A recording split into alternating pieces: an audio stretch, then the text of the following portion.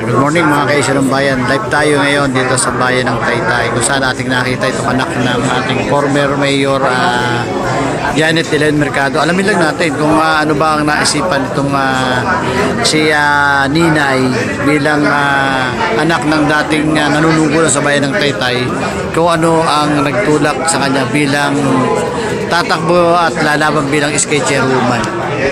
Live po tayo sa programang Rizal Issue ng Bayan News TV. Yes, good morning. Live tayo sa programang Rizal Issue ng Bayan.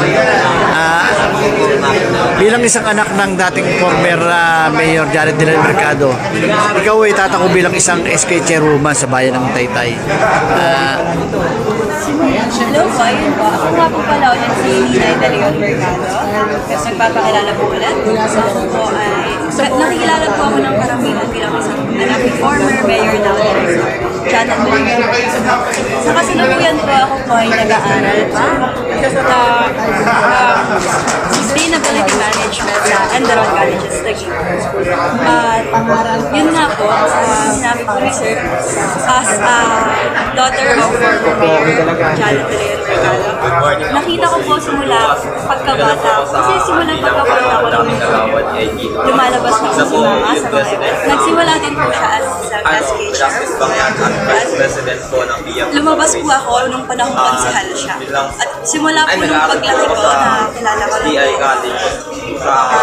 ay nakita ko na po dahilayan at iba-ibang style ng mga Ano ang mga project kung sakasakaling mananalo ka bilang SK chairwoman ng Barangay San Juan?